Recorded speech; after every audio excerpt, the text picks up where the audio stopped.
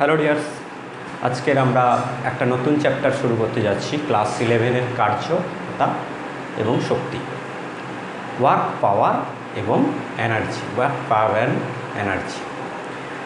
আমাদের ভিডিও অনুযায়ী চ্যাপ্টার নম্বর হলো গিয়ে এটা 6, চ্যাপ্টার নম্বর 6, ক্লাস 11, ওয়ার্ক পাওয়ার এনার্জি। ছোট্ট চ্যাপ্টার, কিন্তু তোমরা জানো যে পদার্থবিজ্ঞানের বেশিরভাগ যে থিওরি, সেই থিওরি কিন্তু কৃতকার্য এবং শক্তি এই নিয়েই, শক্তি থেকেই বেশিরভাগ প্রিন্সিপালকে আমরা ব্যাখ্যা করতে পারি। এই কারণেই এই চ্যাপ্টারটা অনেক বেশি ইম্পর্ট্যান্ট। এবং যে ওয়ার্ক এবং শক্তি, এরা যে একই মুদ্রার এপিঠ ওপিঠ, সেটাও আমরা এখানে জানতে পারবো। ওয়ার্ক কাকে বলে, এনার্জি কাকে বলে, ওয়ার্ক এনার্জিতে ট্রান্সফার হয় কিভাবে, বা ওয়ার্কের সঙ্গে এনার্জির রিলেশান কি, এদের একক কি, এদের মাত্রা কি, এই সম্পর্কে তোমরা আগে পেয়েছো ক্লাস 9-এ, 9th স্ট্যান্ডার্ডে থাকে এগুলো। এখানে তোমরা আরও ভালোভাবে সেগুলো আরও ফিল করতে পারবে এবং সেখান থেকে তোমরা কিছু অ্যাডভান্স যে প্রবলেম থাকে সে প্রবলেমগুলো পাবে। এখন ফার্স্ট আমি শুরু করব যে কৃতকার্য বা ওয়ার্ক ডান, যাকে আমরা বলি কৃতকার্য, মানে কাজ করা। আমরা তো অনেক কিছুই করি।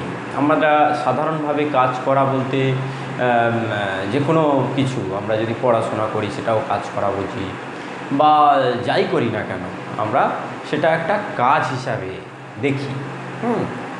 এখন এখানে ফিজিক্সে যেটা কৃতকার্য বা কাজ, সেটা হলো কি না, এখানে কিছু মেকানিক্যাল বিষয় আছে। অর্থাৎ আমরা এক জায়গা থেকে আরেক জায়গায় কোনো বস্তুকে যখন সরাই, সেক্ষেত্রে যা করতে হয় সেটা হলো গিয়ে কৃতকার্য বা কার্য। তাহলে এমনি জেনারেল যে কাজ আমরা বুঝি, তার সঙ্গে এই কার্যের কিছুটা হলেও মিল আছে। এবং এখানে এই যে কার্যটা আমরা বলবো, সেটা পুরোপুরি মেকানিক্যাল ওয়ার্ক। সেই মেকানিক্যাল ওয়ার্ক বা কৃতকার্য যেটা আমরা বলছি ওয়ার্ক ডান, সেটা আমরা আগে জেনেছি যে কোনো বস্তুর উপর যদি বল প্রয়োগ করা হয় এবং তাতে যদি বলের প্রয়োগবিন্দুর স্মরণ ঘটে, তাহলে ওই বল দ্বারা কৃতকার্য করা হয়েছে বলে ধরা হবে। কৃতকার্য একটা স্কেলার রাশি। কৃতকার্য পরিমাপ করা যায় দুটো রাশির সাহায্যে, বল এবং সরণ। বল এবং সরণের যে ডট প্রোডাক্ট, সেই প্রোডাক্ট হলো কৃতকার্যের পরিমাপ। কৃতকার্যের একক আমরা জেনেছি, বলের একক এবং সরণের একক গুণ করে দিয়ে আমরা কৃতকার্যের একক পেয়েছি। এই সমস্তগুলো কিন্তু আমরা আগেও পেয়েছি বলে আজকে এখন আমাদের লাগবে না তা কিন্তু নয়। পদার্থবিজ্ঞানে সব কিছুই স্টেপ বাই স্টেপ আমাদের জানতে হয়। যে কোনো বেসিক সায়েন্সের আমরা প্রত্যেকটা অংশ আমাদেরকে জানতে হয়, তবেই আমরা উচ্চতর প্রিন্সিপালে যেতে পারি। এখন এখানে আমরা ফার্স্ট কৃতকার্য কাকে বলে আমরা জানব, যে কৃতকার্য বা ওয়ার্ক ডান এই বিষয়টা কি সেটা আমরা জানব। যে কোনো বস্তুর উপর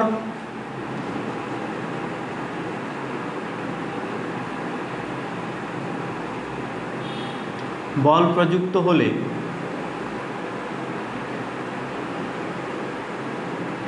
যদি বলের প্রয়োগ বিন্দুর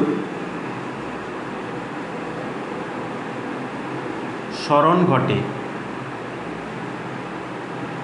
তবে কিছু পরিমাণ কৃতকার্য হয়েছে বলে ধরা হয়। এটাই আমরা সাধারণভাবে কৃতকার্যের ডেফিনেশন বলে থাকি। ধরো এরকম একটা জায়গায় একটা বস্তু ছিল, এইখানে বল প্রয়োগ করা হয়েছে।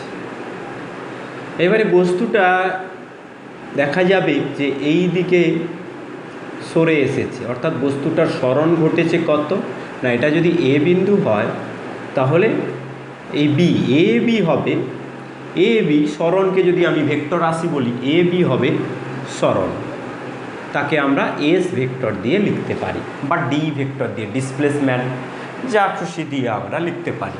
তাহলে এখানে এ থেকে বি পর্যন্ত যে সরল রেখাংশ, সেই রেখাংশের দৈর্ঘ্য হবে এই সরণের মান এবং সরণের ডিরেকশান হবে এই দিকে। তাহলে এই প্রয়োগ বিন্দুর সরণ ঘটলো, অর্থাৎ এখানে বলটা প্রয়োগ করা হয়েছিল, এ বিন্দুতে বল প্রয়োগ করা হয়েছিল, এখন সেই এ বিন্দুটাই বি বিন্দুতে গিয়ে পৌঁছেছে, অর্থাৎ এখানে প্রয়োগ বিন্দুর সরণ ঘটেছে, অর্থাৎ এইখানে কৃতকার্য করা হয়েছে। এখন আমরা কৃতকার্য যদি বের করতে চাই এই কৃতকার্যের পরিমাণ, তাহলে আমাকে বুঝতে হবে যে এই বলটার দিকে, অর্থাৎ আমি যে এই বল দিয়েছি এই দিকে সরণ ঘটিয়েছি এ থেকে বিতে, সরণের অভিমুখে বলের উপাংশটা কত আমাকে বের করতে হবে, অর্থাৎ কার্যকরী যে বলটা ওকে ওই দিকে সরিয়ে নিয়ে গেছে সেই বলটা ঠিক কত। সেই বলটা এই বল নয়, কারণ আমরা জানি বল একটা ভেক্টর রাশি, তার এই দিকের উপাংশটাই একে সরিয়ে নিয়ে গেছে কার্যকর উপাংশ। তাহলে কি হবে না, এটা যদি এরকম হয়, এটা যদি থিটা হয়, তাহলে এটা হয় কস থিটা। এই কারণে আমরা বলতে পারবো যে এখানে কৃতকার্য সমান F cos theta into A B. এই এ বিটা হলো এস, এসের ভ্যালু, তাহলে এফ ইন্টু এস ইন্টু এখানে স্মল এসই থাক, এস ইন্টু কস থিটা, এইটা হলো কৃতকার্য। এবার তুমি দেখো বল, এখানে এফ হলো বল, বল হচ্ছে ভেক্টর, আর বা এস, এস হলো ভেক্টর, কিন্তু কৃতকার্য তাকে আমরা যখন বের করব বা তার বিষয়ে যখন কিছু জানাতে চাইব তথ্য, সেখানে তার অভিমুখের কোনো গুরুত্ব নেই, অর্থাৎ কৃতকার্য হলো একটা স্কেলার রাশি। তাহলে দুটো ভেক্টর রাশির সমন্বয়ে একটা স্কেলার রাশি উৎপন্ন হচ্ছে। আমরা ভেক্টরে পড়েছি যে দুটো ভেক্টর রাশির সমন্বয়ে যদি একটা স্কেলার রাশি হয়, তাহলে তাদের মধ্যে ডট প্রোডাক্ট হয়। দেখো আমি যদি এখানে এফ ডট এস লিখি, তাহলে কিন্তু এটা স্যাটিসফাইড হচ্ছে, অর্থাৎ এফ ডট এস সমান এফ এস কস থিটা হচ্ছে। এর থেকে আমরা একেবারে লিখতে পারবো যে কৃতকার্যের পরিমাণ, কৃতকার্য একটা স্কেলার রাশি, কৃতকার্যের পরিমাণ W equals to F dot S. এবার কৃতকার্যের একক আমরা পাবো কি করে না, বলের একক এবং সরণের একক গুণ করে আমরা কৃতকার্যের একক পাবো। কৃতকার্যের একক যদি বলা হয়, কৃতকার্যের একক যদি বলা হয়, তাহলে আমরা তার পরম একক পাবো আর অভিকর্ষীয় একক পাবো, অভিকর্ষীয় একক পাবো। পরম এককের আবার সিজিএস রয়েছে, সিজিএস একক রয়েছে আর এসআই একক রয়েছে। অভিকর্ষীয় এককের ক্ষেত্রেও তাই, অভিকর্ষীয় এককের ক্ষেত্রেও তাই, এখানে সিজিএস রয়েছে, সিজিএস একক রয়েছে আর এসআই একক রয়েছে। এই পরম এককের নাম যদি আমরা বলতে চাই, তাহলে আমরা কি পাবো না, কৃতকার্যের একক সমান বলের একক ইন্টু সরণের একক। সিজিএস পদ্ধতিতে বলের একক কত না ডাই, আর সরণের একক সেন্টিমিটার। তাহলে সিজিএস পদ্ধতিতে আমি যেটা পাবো সেটা হলো ডাইন ইন্টু সেন্টিমিটার। এসআই পদ্ধতিতে বলের একক কি নিউটন এবং সরণের একক মিটার। তাহলে এসআই পদ্ধতিতে যে কৃতকার্যের পরম একক পাবো সেটা হলো নিউটন ইন্টু মিটার। এবার অভিকর্ষীয় একক কি, অভিকর্ষীয় একক বলতে আমরা এই যে গ্র্যাভিটি, আমরা ভূপৃষ্ঠের উপরে আছি, সেখানে ভূপৃষ্ঠ থেকে যদি আমরা উপরের দিকে কোনো বস্তুকে তুলি, তাহলে কী হবে, সেক্ষেত্রে আমরা ওজনের, ওই বস্তুর ওজনের সমান বল ওই বস্তুটার উপর প্রয়োগ করছি, সেক্ষেত্রেও আমরা একটা কৃতকার্য পাই।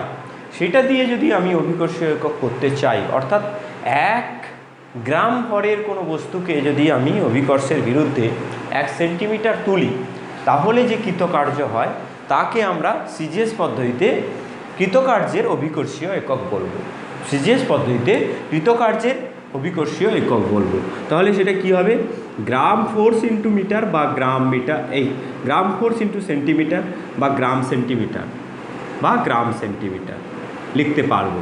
আর এসআই পদ্ধতিতে আমি ওই কৃতকার্যের যে এসআই একক, কৃতকার্যের এসআই অভিকর্ষীয় একক, সেটা আমরা কি পাবো না 1 কিলোগ্রাম ভরের কোনো বস্তুকে যদি আমরা অভিকর্ষের বিরুদ্ধে 1 মিটার উপরে তুলি, তাহলে যে কৃতকার্য হয় সেটাকে আমরা বলবো কিলোগ্রাম মিটার বা কিলোগ্রাম ফোর্স মিটার। এই হলো গিয়ে কৃতকার্যের বিভিন্ন একক। এছাড়াও কয়েকটি ব্যবহারিক একক আছে, সেটাতে আমি একটু পরে আসব। তার আগে আমি এইগুলোর নাম জেনে নেব। দেখো, প্রেস্কট জুল তিনি কিন্তু এই কার্য, শক্তি, এগুলোর উপরে তিনি অনেক গবেষণা করেছেন। তোমরা জুলের সূত্র, জুল তুল্যাঙ্ক ক্লাস 9-এ পেয়েছো। সেখানে দেখেছো যে জুলের অবদান কতটা। এই কারণে তার সেই অবদানকে স্বীকৃতি দিয়ে আমরা নিউটন ইন্টু মিটারকে লিখি জুল, যার চিহ্ন ক্যাপিটাল জে, আর ডাইন ইন্টু সেন্টিমিটারকে আমরা বলি আর্ক। আর এগুলোর কোনো আলাদা নাম নেই। তাহলে জুল কি না কৃতকার্যের একক, পরম একক এবং এসআই পদ্ধতিতে একক। কৃতকার্যের এসআই পদ্ধতিতে যে একক সেটা কি না জুল। কৃতকার্যের সিজিএস পদ্ধতিতে যে একক সেটা কি না আর্ক। এমনি যদি সিজিএস পদ্ধতিতে একক আর এসআই পদ্ধতিতে একক বলে, তখন তোমাকে এটা বলতে হবে। আর যদি বলে কৃতকার্যের অভিকর্ষীয় একক কি, তখন তুমি বলবে যে গ্রাম সেন্টিমিটার বা কিলোগ্রাম মিটার অভিকর্ষীয় একক। সিজিএস পদ্ধতিতে অভিকর্ষীয় একক গ্রাম সেন্টিমিটার, আর এসআই পদ্ধতিতে অভিকর্ষীয় একক কিলোগ্রাম মিটার। এদের মধ্যে রিলেশন আমি বের করতে চাই যে 1 নিউটন ইন্টু মিটার সমান আমি কি লিখতে পারবো না, আমরা জানি 1 নিউটন সমান কি 1 নিউটন, এফ সমান হচ্ছে এম ইন্টু এ। 1 নিউটন যদি বলি, 1 নিউটন যদি বলি, তাহলে কী হবে ভরের একক 1 KG into 1 metre per second square. তোমরা এটাকে ভেঙে নিতে পারো। এটাকে ভাঙলে কী হবে 1 kilogram into metre per second square into 1 metre. তাহলে কী হবে 1 kilogram metre square per second square. এইটা হলো নিউটন মিটার। এই নিউটন মিটার হচ্ছে জুল। 1 জুল সমান এইটা আমরা পেলাম। এবার এটাকে আমরা জানি 1 কিলোগ্রাম থেকে গ্রামে যদি নিয়ে যেতে চাই তাহলে 1000 গ্রাম হয়। 1 মিটার থেকে যদি আমি সেন্টিমিটারে নিয়ে যেতে চাই তাহলে 100 সেন্টিমিটার হয়, তার স্কোয়ার হবে। আর সেকেন্ড তো সিজিএস এসআই সবেতেই থাকে। তাহলে এটা কত হবে না 10 টু দি পাওয়ার 3, আর এটা 10 টু দি পাওয়ার 2 তার স্কোয়ার, তাহলে 10 to the power 4 gram centimetre square per second square. তাহলে এটা হবে 10 টু দি পাওয়ার 7। এটা বুঝতেই পারছো, গ্রামে আছে, সেন্টিমিটারে আছে, সেকেন্ডে আছে, তার মানে এটা এসআই পদ্ধতিতে কার্যের একক। আর এসআই পদ্ধতিতে কার্যের একক কি না ডাইন ইন্টু সেন্টিমিটার, এটা ডাইন ইন্টু সেন্টিমিটার মানে আর্ক, এটা হলো আর্ক। এইগুলো তোমরা কিন্তু ক্লাস 9-এ পেয়েছো, তাও তোমাদেরকে আরেকবার করে নিতে হবে। 1 জুল সমান 10 টু দি পাওয়ার 7 আর্ক। তাহলে আমরা যে এককগুলো জানলাম তাদের মধ্যে যে অভিকর্ষীয় একক, সেই অভিকর্ষীয় এককগুলোর মধ্যে রিলেশন কী বা অভিকর্ষীয় এককগুলোর সঙ্গে আর্ক বা জুলের সম্পর্ক কী, সেটাও আমরা বের করতে পারবো। আমরা একইভাবে যদি বের করতে চাই তাহলে আমাদেরকে কি করতে হবে, এখানে ধরো আমি লিখব যে 1 গ্রাম সেন্টিমিটার, 1 গ্রাম সেন্টিমিটার মানে 1 গ্রাম ভরের কোনো বস্তুকে অভিকর্ষের বিরুদ্ধে 1 সেন্টিমিটার উপরে তোলা হচ্ছে। তাহলে 1 গ্রাম ভরের ওজন কত না 1 গ্রাম ইন্টু 980 সেন্টিমিটার পার সেকেন্ড স্কোয়ার ইন্টু 1 সেন্টিমিটার। তাহলে এটা কী হবে ডাইন ইন্টু সেন্টিমিটার। 980, 1 গ্রাম ভরের কোনো বস্তুকে পৃথিবী কত বলে টানে 980 ডাইন বলে টানে। তার বিরুদ্ধে আমি ওই সমান বল দিয়ে তাকে 1 সেন্টিমিটার তুলেছি, তাহলে কি হবে কৃতকার্য হবে 980 ডাইন ইন্টু সেন্টিমিটার, তাহলে হবে 980 আর্ক। আর 1 কিলোগ্রাম মিটারকে আমি যদি প্রকাশ করতে চাই জুল এককে, তাহলে আমাকে কি করতে হবে না 1 কেজি ইন্টু 9.8। এখানে এসআই পদ্ধতিতে জি এর মান 9.8 metre per second square, CGS পদ্ধতিতে জি এর মান 980 সেন্টিমিটার পার সেকেন্ড স্কোয়ার। এই কারণে এখানে 9.8 বসাতে হবে ইন্টু 1, তাহলে হবে 9.8 জুল। 1 কিলোগ্রাম মিটার সমান হবে 9.8 জুল এবং 1 গ্রাম সেন্টিমিটার সমান হবে 980 আর্ক। এই রিলেশানগুলো তোমরা এক্ষুনি ক্লাস নোট হিসাবে তৈরি করে নেবে। এরপরের অংশ তোমরা পাবে কি না হচ্ছে কৃতকার্যের আরও কিছু ব্যবহারিক একক রয়েছে। ধরো তোমরা আয়নাইজেশন শক্তি পড়েছো, তোমরা কোথায় আয়নাইজেশন শক্তি পড়েছো? ক্লাস 9-এ তোমরা পরমাণুতে আয়নাইজেশন শক্তি পেয়েছো। ক্লাস 10-এ তোমরা আয়নাইজেশন শক্তি পেয়েছো পর্যায় সারণীতে। সেখানে তোমরা আয়নাইজেশন শক্তি বলতে কি বুঝিয়েছো না, কোনো অ্যাটমের যে গ্রাউন্ড স্টেটে, অর্থাৎ অ্যাটমের কোনো ইলেকট্রন যদি এক্সাইটেড না থাকে, সেই গ্রাউন্ড স্টেটে থাকা অবস্থায় তার সর্ববহিস্থ কক্ষের একটা ইলেকট্রনকে সম্পূর্ণ অ্যাটম থেকে যদি মুক্ত করতে হয়, তার জন্য একটা শক্তির প্রয়োজন হয়। তার জন্য যে ন্যূনতম শক্তির প্রয়োজন হয় সেটাকে আমরা বলেছি আয়নাইজেশন শক্তি। এছাড়াও ধাতুর ক্ষেত্রে আমরা পড়েছি কার্য অপেক্ষক। ধাতুর একটা ইলেকট্রনকে যাদেরকে আমরা মুক্ত ইলেকট্রন বলছি, তারা প্রকৃতপক্ষে মুক্ত নয়, তারাও কিছু পরিমাণ শক্তি, নেগেটিভ এনার্জি নিয়ে থাকে। তাহলে ধাতু থেকে মুক্ত করতে গেলে সমান পরিমাণ পজিটিভ শক্তি ওকে সরবরাহ করতে হয়। যে ন্যূনতম শক্তি একটা ধাতব পৃষ্ঠে থাকা ইলেকট্রনকে দিলে ইলেকট্রনটি ধাতব পৃষ্ঠ থেকে সম্পূর্ণ মুক্ত হয়, তাকে বলা হয় ধাতুর কার্য অপেক্ষক। এই কার্য অপেক্ষক আয়নাইজেশন শক্তি, হ্যাঁ, কার্য অপেক্ষক আচ্ছা আয়নাইজেশন শক্তি,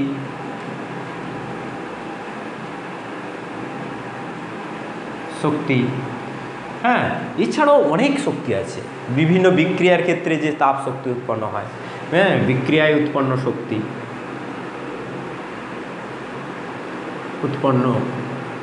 শক্তি, এই সমস্ত শক্তিকে এই এককগুলো দ্বারা প্রকাশ করা হয় না, কারণ ওই সমস্ত শক্তিকে একটা নির্দিষ্ট এককে প্রকাশ করলে যে সংখ্যাগুলো আসে সেই সংখ্যাগুলো খুবই বড়ও নয় আর খুবই ছোটও নয়, একটা মাঝারি মানের সংখ্যা আসে। আমরা জানি যে কোনো রাশির বড় এবং ছোট এককের প্রয়োজন হয় কেন। এই কারণে আমরা যখন কার্য অপেক্ষক বলবো বা আয়নাইজেশন শক্তি বলবো বা বিক্রিয়া উৎপন্ন শক্তি বলবো, সেক্ষেত্রে বিক্রিয়া উৎপন্ন শক্তি বলতে এটা মূলত নিউক্লিয় বিক্রিয়ার কথা বলছি। পারমাণবিক এমনি যে বিক্রিয়াগুলো ঘটে ইনঅর্গানিক কেমিস্ট্রিতে, যে বিক্রিয়াগুলো ঘটে সেগুলোতে অনেক সময় তোমাদের কিলো ক্যালোরি এইরকম একক দেওয়া থাকে, কিন্তু এখানে পারমাণবিক যে নিউক্লিয় যে বিক্রিয়াগুলো, সেই বিক্রিয়াগুলোতে মেগা ইলেকট্রন ভোল্ট বা ইলেকট্রন ভোল্ট একক ব্যবহার করা হয়। তাহলে বুঝতেই পারছো যে কার্য অপেক্ষক, আয়নাইজেশন শক্তি, বিক্রিয়ায় উৎপন্ন শক্তি, এই সমস্ত ক্ষেত্রে ইলেকট্রন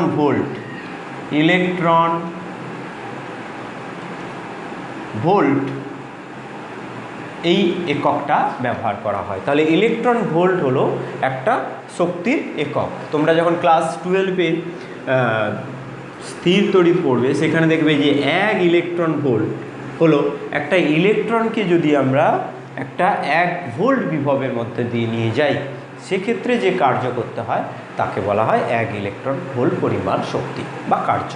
একটা ইলেকট্রনকে ধরো, একটা ইলেকট্রন এরকম রয়েছে, এখানে এই দুটো বিন্দুর মধ্যে বিভবের পার্থক্য 1 ভোল্ট।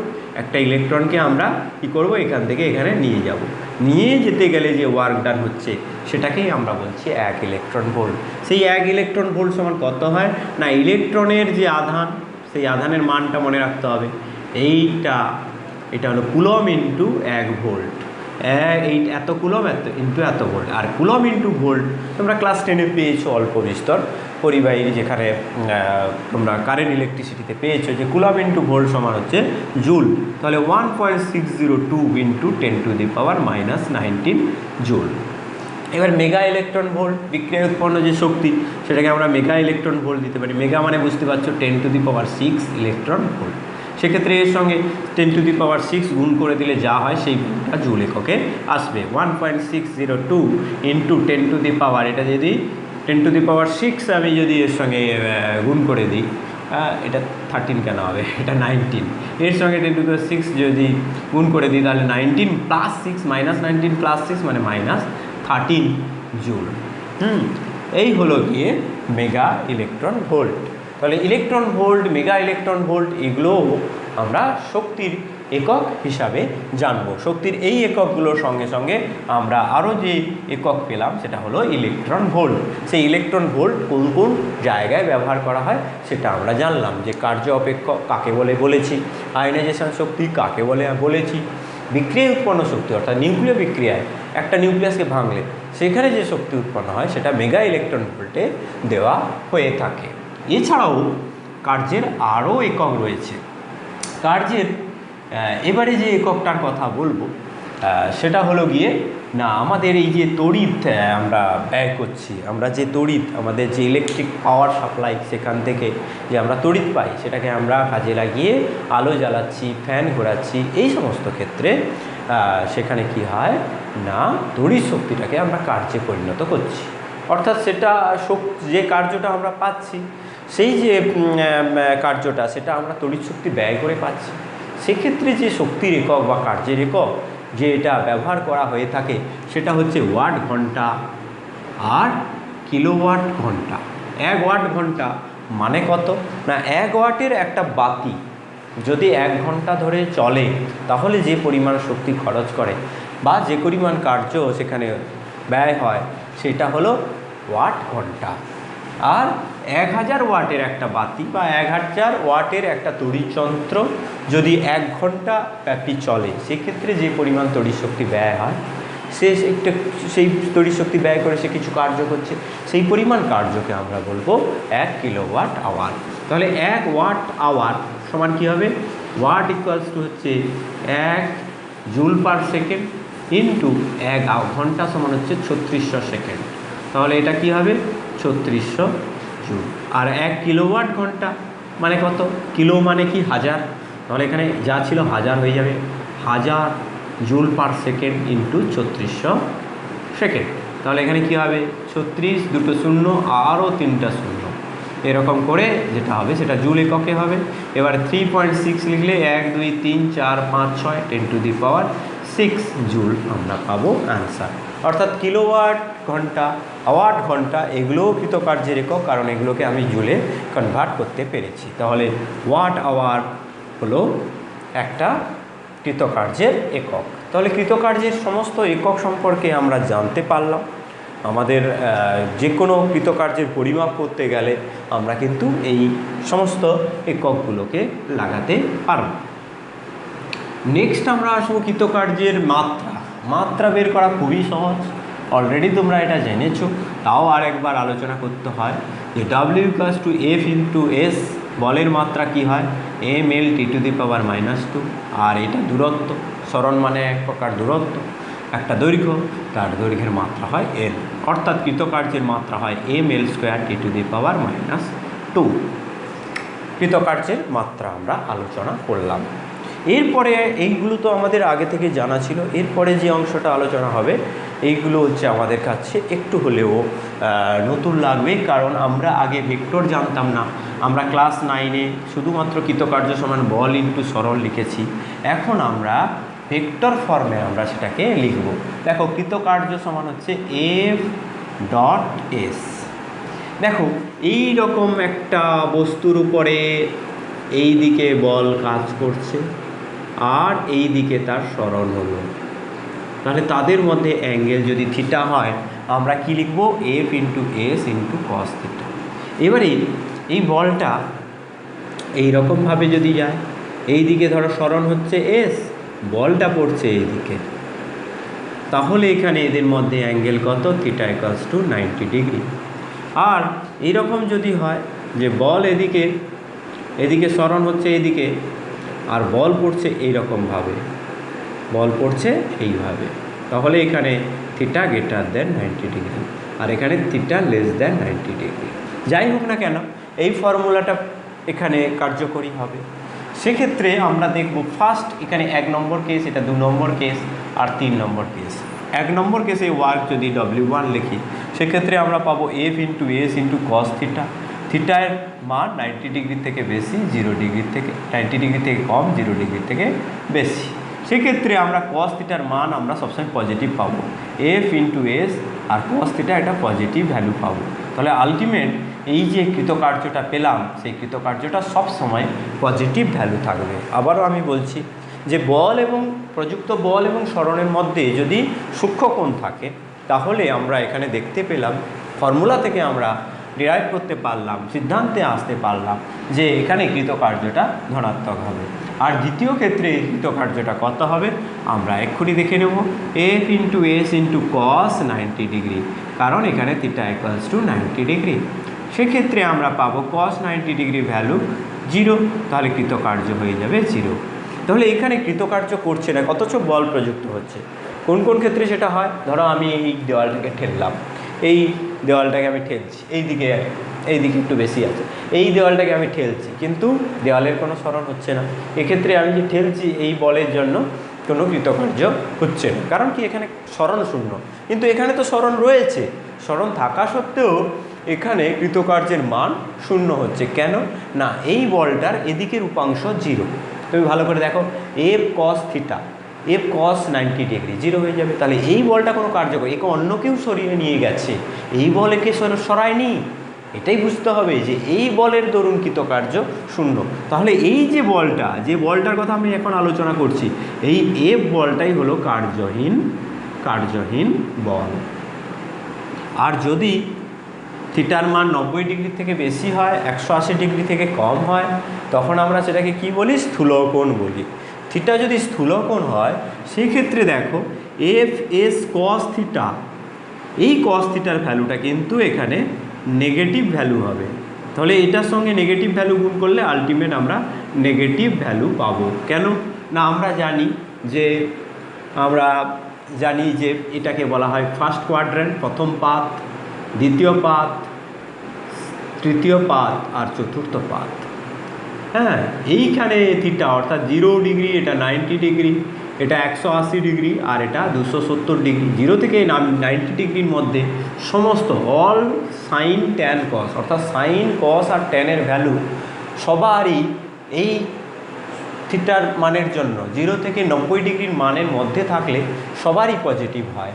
আর 90 থেকে 180-র মধ্যে কেবলমাত্র সাইনের ভ্যালু পজিটিভ হয়, কসের ভ্যালু নেগেটিভ হয়। তাহলে এখানে দেখো সাইন থিটা বলা হয়েছে কি, থিটার মান কত? 90 ডিগ্রির থেকে বেশি আর 180 ডিগ্রির থেকে কম। তার জন্য আমরা এটা দেখতেই পাচ্ছি যে কসের ভ্যালুটা সেকেন্ড পাদে পড়ছে। কস থিটাটা হলো গিয়ে 90 ডিগ্রি থেকে 180 ডিগ্রির মধ্যে, এইখানে কিন্তু কসের ভ্যালু নেগেটিভ হয়।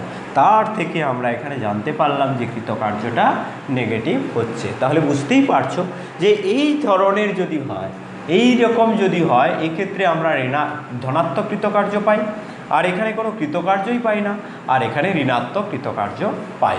আবার একটা কেস যদি আমি বলি যে বল এদিকে রয়েছে, এদিকে সরণ হচ্ছে আর এইদিকে বল প্রযুক্ত হচ্ছে, অর্থাৎ অ্যাঙ্গেলের মান থিটা ইকুয়ালস টু 180 ডিগ্রি হয়ে যাচ্ছে। সেক্ষেত্রে এটা কি হবে না, এফ ইন্টু এস, আমি যদি এটাকে W4 দিয়ে লিখি, আমি যদি একটু উপরে এই দিকটায় লিখতে চাই যে W4 ইকুয়ালস টু, আমি কি লিখতে পারবো তাহলে? F into S into cos 180 degree. Cos 180 ডিগ্রির ভ্যালু কত হয় না -1, অর্থাৎ মাইনাস এফ এস। এই যে কৃতকার্য অর্থাৎ 180 পর্যন্ত, 90 থেকে 180 পর্যন্ত যে কৃতকার্য পুরোটাই নেগেটিভ। আর এই রকম ক্ষেত্রে এটাকে বলা হয় বলের বিরুদ্ধে কার্য, অর্থাৎ আমার এদিকে বল আছে, আমি এদিকে সরাচ্ছি, এই রকম ক্ষেত্রে এটাকে বলা হয় বলের বিরুদ্ধে কার্য। এবার আমরা উদাহরণে এসে যাব। এবারে কি করব? ধরো তোমাকে একটা বাক্স টেনে নিয়ে যেতে বলা হয়েছে। তুমি একটা মেঝের উপরে একটা বাক্সকে এরকম করে বাক্স রাখা আছে, তাকে তুমি টান দিচ্ছ। তাহলে এখানে টানের একটা উপাংশ এইদিকে কাজ করবে টি কস থিটা, আর এইদিকে একটা উপাংশ কাজ করবে টি সাইন থিটা। এই টি কস থিটার প্রভাবে সে কিন্তু সরে যাবে। এই ক্ষেত্রে এটাকে আমি বলের দিকে কার্য বলবো। কোন বলের দিকে কার্য? না, এই টি কস থিটা বলের দিকে কার্য, আর এই টি সাইন থিটাটা হচ্ছে কার্যহীন বল। এখানে তাহলে এইটা হচ্ছে কার্যকর বল। সেক্ষেত্রে আমরা কৃতকার্য কি পাবো? W আমরা পজিটিভ পাবো।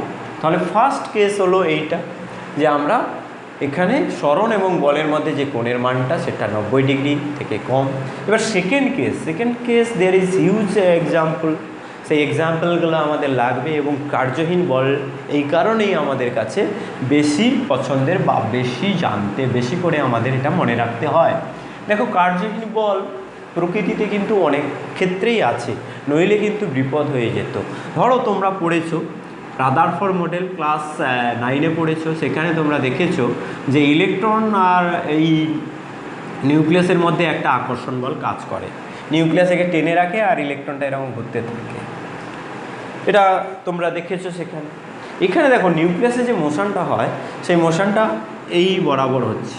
তাহলে নিউক্লিয়াসের যে সরণ হচ্ছে প্রত্যেকটা মুহূর্তে, এখানে থাকুক বা এখানে থাকুক, যেখানেই থাকুক না কেন, প্রত্যেক জায়গায় তুমি দেখো এখানে বল আর সরণ সবসময় 90 ডিগ্রিতে কাজ করছে, সবসময় 90 ডিগ্রিতে কাজ করছে। এই রকম ক্ষেত্রে আমরা বলবো কি না, এখানে যে নিউক্লিয় মানে এখানে যে নিউক্লিয়াস যে ইলেকট্রনটাকে আকর্ষণ করছে, এটা কোন বলে আকর্ষণ করছে? স্থির তড়িৎ বলে আকর্ষণ করছে। এই যে স্থির তড়িৎ বল, কুলম্ব বলও আমরা বলতে পারি, এই স্থির তড়িৎ বল কোনো কার্য করছে না। এই কারণে কার্য করছে না বলেই সে কিন্তু তার যে শক্তি, মূল যে তার শক্তি ছিল, সেই শক্তি নিয়েই সে বারবার ঘুরে যাচ্ছে। সূর্য আর পৃথিবীর ক্ষেত্রেও তাই। তুমি দেখো এক্ষেত্রে সূর্য যদি এরকম আমি কেন্দ্রে রয়েছে বলে ধরি, তাহলে আমরা এটাকে একটা সার্কেল বলে ধরব। সেই সার্কেলে এখানে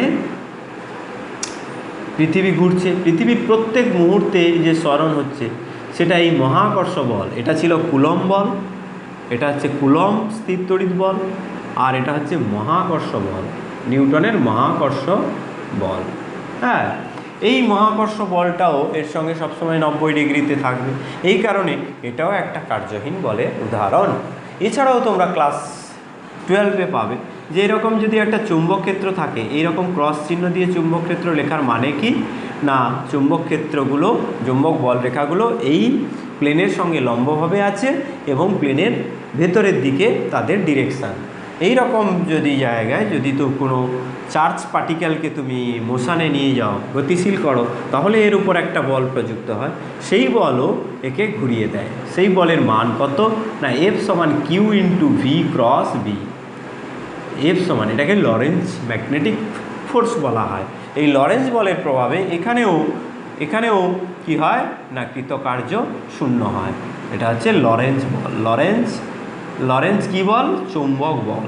চুম্বক বল তোমরা লিখে ফেলো, লরেন্জ চুম্বক বল, মহাকর্ষ বল, কুলম্ব বল, এই সমস্ত বলগুলো হচ্ছে সমস্তগুলোই কার্যহীন বল। তার কারণ কি না, এদের সঙ্গে প্রতি মুহূর্তে সরণ এবং বলের মধ্যে অ্যাঙ্গেল হলো 90 ডিগ্রি। এছাড়াও তোমরা যেটা লেটেস্ট জেনেছো সেটা কি অভিকেন্দ্র বল। যদিও এই যে উদাহরণগুলো দিলাম প্রত্যেকটাই অভিকেন্দ্র বল। হ্যাঁ, দেখো প্রত্যেকটা সার্কেলে ঘুরছে, প্রত্যেকটাই অভিকেন্দ্র বল। তাহলে এই তিনটে এক্সাম্পলকে আমি কি বলতে পারি একটা কথায়, সেটা হলো কি অভিকেন্দ্র বল। সেটা হলো কি অভিকেন্দ্র বল। অভিকেন্দ্র বল সবসময় হচ্ছে সরণ বা বেগের সঙ্গে 90 ডিগ্রি কোণে থাকে। এই কারণে অভিকেন্দ্র বল একটি কার্যহীন বল, একটি কার্যহীন বল। তাহলে ক্লিয়ার হলো তোমাদের বুঝতে যে অভিকেন্দ্র বল অর্থাৎ অভিকেন্দ্র বল কোন কোন জায়গায় কি না, যখন সূর্যের চারিদিকে পৃথিবী ঘুরছে তখন সেটা মহাকর্ষ বল, সেই অভিকেন্দ্র বলটাকে মহাকর্ষ বল বলছি। আবার নিউক্লিয়াসের চারিদিকে যখন ইলেকট্রন ঘুরছে সেই অভিকেন্দ্র বলটাকে আমরা স্থির তড়িৎ আকর্ষণ বল বলছি। আবার একটা চুম্বক ক্ষেত্রে, সুষম চুম্বক ক্ষেত্রের সঙ্গে লম্বভাবে যদি কোনো আধানযুক্ত কণাকে গতিশীল করা হয়, তাহলে দেখা যায় সেও একটা বৃত্তপথে ঘুরে। তার জন্য যে প্রয়োজনীয় অভিকেন্দ্র বল সেটাকে আমরা বলছি চুম্বক লরেন্জ বল। অবশ্যই তোমরা খাতায় নোট করে নেবে চুম্বক লরেন্জ বল। সেই চুম্বক লরেন্জ বল সেখানেও অভিকেন্দ্র বল হিসাবে কাজ করছে। প্রত্যেক ক্ষেত্রেই এই বলগুলো কার্যহীন বল, অর্থাৎ এরা কোনো শক্তি খরচও করছে না আর কোনো জায়গা থেকে শক্তি নিচ্ছে না, কারণ এদের উপর কোনো কার্য হচ্ছে না। এরপরে যেটা আছে এটা হচ্ছে বলের বিরুদ্ধে কার্য। ধরো তুমি এইরকম একটা বস্তুকে, 4 নম্বর অপশানে আমি চলে যাচ্ছি, এইখানে mg কাজ করছে আর তুমি একটা বস্তুকে উপরের দিকে তুললে, ধরো এই বস্তুটাকে আমি তুলছি উপরের দিকে, তাহলে কি হবে? আমরা mgর বিরুদ্ধে কাজ করছি। এটা হলো বলের বিরুদ্ধে কার্য, বলের বিরুদ্ধে কার্য। তাহলে বলের দিকে কার্য, তাহলে একটা বস্তুকে আমি উপর থেকে নিচে ছেড়ে দিলাম, তাহলে কী হবে? সে মহাকর্ষ বলের দিকে তার কার্য হচ্ছে, আর বলের বিরুদ্ধে কার্য হলো এই। এবার এখানে সাইন কনভেনশনের একটা ব্যাপার রয়েছে, সেই সাইন কনভেনশনটা তোমরা গুলিয়ে ফেলবে না। দেখো আমি যখন বলছি যে অভিকর্ষ বলের বিরুদ্ধে একটা বস্তুকে আমি উপরে তুলব, অভিকর্ষ বলের বিরুদ্ধে আমি এখানে একটা বস্তুকে উপরে তুলব, তাহলে আমার সরণ হচ্ছে এই দিকে, আর এখানে এমজি এই দিকে রয়েছে, এমজি বলটা এইদিকে কাজ করছে। এই ক্ষেত্রে থিটার মান 180 ডিগ্রি, তাহলে এটা বলের বিরুদ্ধে কাজ। তাহলে এখানে কত হবে না, এর মানটা হবে mg ইন্টু এই উচ্চতা যদি ওঠে তাহলে h মাইনাস হবে। তাহলে এইখানে আমি এটাকে বলবো ঋণাত্মক কৃতকার্য। এবার কেউ বলবে না এটা ধনাত্মক কৃতকার্য, নিশ্চয়ই বলবে, কারণ সে তো এই ইঁটটা, ধরো এটা ইঁটটাকে তুলে এখানে নিয়ে গেছে, তাকে তো কাজ করতে হয়েছে। তাহলে এখানে ভুল কি? খুবই সিম্পল, যে এখানে বলের বিরুদ্ধে কার্য, কোন বলের বিরুদ্ধে কার্য? এইটাকে যখন আমি গ্র্যাভিটি বলছি, যখন অভিকর্ষ বল বলছি, তখন তার বিরুদ্ধে যে কার্য সেটা আমি ঋণাত্মক। অর্থাৎ আমি যদি বলি মহাকর্ষ বল কাজ করছে বা অভিকর্ষ বল কাজ করছে, তবে সে ঋণাত্মক কাজ করছে। আর এক্সটার্নাল এজেন্সি যে এটাকে এখান থেকে নিয়ে গেছে, সে সমান এবং বিপরীত কাজ করছে। তাহলে যে ব্যক্তি এখান থেকে এখানে নিয়ে গেল, তার দ্বারা কৃতকার্য পজিটিভ। তাহলে ব্যক্তি দ্বারা, এক্সটার্নাল এজেন্সি বলা হচ্ছে একে, এক্সটার্নাল এজেন্সি দ্বারা যে কৃতকার্য সেটা হলো পজিটিভ। আর যদি আমি এখানে অভিকর্ষ বলের দ্বারা কৃতকার্য বলি, তখন সেটা নেগেটিভ। এইভাবে তোমাদেরকে বুঝতে হবে। তাহলে তোমরা বুঝতে পারলে যে বিভিন্ন রকম কৃতকার্য এবং সেক্ষেত্রে বিভিন্ন রকম বলের ইনভলভমেন্ট কীরকম থাকে সেটা তোমরা জানতে পারলে। আমরা যে বলগুলোর কথা এতক্ষণ বলেছি, সেই বলগুলো হচ্ছে সব স্থির বলের কথা আমরা বলেছি। কোনো বস্তুর উপর স্থির বল, ধরো এমজি, আমি এখান থেকে নিচ থেকে উপরে তুলছি, সেক্ষেত্রে সব জায়গায় এমজি আছে বলে আমরা ধরেছি। কিন্তু যদি স্থির বল না হয়, অর্থাৎ এফ যদি ভেরিয়েবল হয়, এফ যদি স্থির বল না হয়, অর্থাৎ ধরো এইরকম একটা লাইনে আমি একটা বস্তুর উপরে বল দিচ্ছি, সেই বলটার মান এখানে একরকম, এখানে যখন এলো একরকম, আবার এখানে যখন গেল আর একরকম, তাহলে আমি সেই বলটাকে কি বলবো? চেঞ্জিং ফোর্স, ভেরিয়েবল ফোর্স, সেটা কনস্ট্যান্ট ফোর্স নয়। সেক্ষেত্রে আমরা এই যে এই অবস্থান, আমরা যদি এখানে এটাকে মূলবিন্দু ধরি, এর অবস্থান x=x1, x=x2, x=x3, হ্যাঁ, বিভিন্ন অবস্থানে বলগুলোর যদি একটা সত্যিকারে ঠিকঠাক রিলেশান পাই, অর্থাৎ আমি বলগুলোকে যদি এফকে যদি এক্সের অপেক্ষক হিসাবে আমরা রিপ্রেজেন্ট করতে পারি, তাহলে আমরা কিন্তু এখান থেকে এখানে নিয়ে যাওয়ার জন্য একটা বস্তুকে টোটাল কৃতকার্য কত সেটা আমরা জানতে পারবো। ধরা যাক এই যে ভেরিয়েবল বলছি, অর্থাৎ পরিবর্তনশীল বল, এটাকে আমরা যদি বাংলা করে লিখি, পরিবর্তনশীল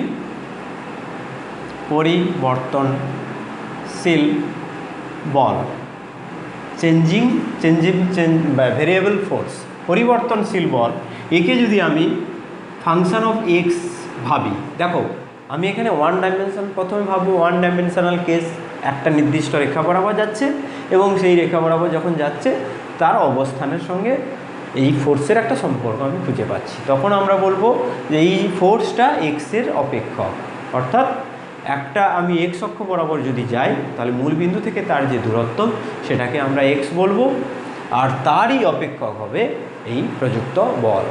কিন্তু বাস্তবে তো আমরা একটা নির্দিষ্ট অক্ষ বরাবর নাও যেতে পারি, সেক্ষেত্রে আমার এক্স ওয়াই জেড সবই থাকতে পারে।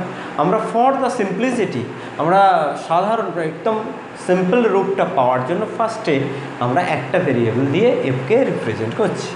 দেখো এবারে আমি এফের সঙ্গে এক্সের আমি গ্রাফ আঁকলাম, ধরা যাক এইরকম একটা গ্রাফ আছে, এফে বিভিন্ন এক্সের জন্য এফের পরিবর্তন এরকম হয়। সেখানে আমরা x1 থেকে x2-র মধ্যে আমি দেখলাম এফের মানের পরিবর্তন এরকম হচ্ছে।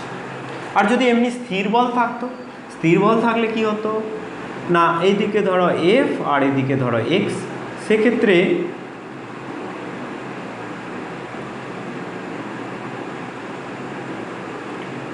কি হতো, এখানে x1 এখানে x1 x2-তে একটা স্থির বল প্রয়োগ করে একটা বস্তুকে নিয়ে যাওয়া হচ্ছে।